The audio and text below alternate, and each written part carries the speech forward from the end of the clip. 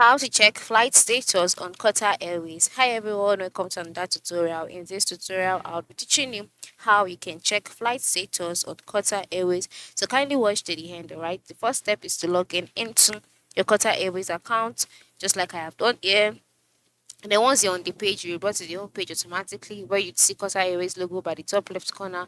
Then you'll see other options as well. By the time you scroll down, you'll see different places that you can visit using Qatar Airways. So once you can see this, the next step is to scroll down to the lower part of the screen where you can see a box display options like book a flight, Qatar stopover, manage slash check in the flight status. And as you go to flight status, okay, let's go back. Yeah, just go ahead and click on flight status. And once you click on flight status, you can see the option displayed. You can check your flight status through two ways. The first way is by route, and then the second way is by the flight number.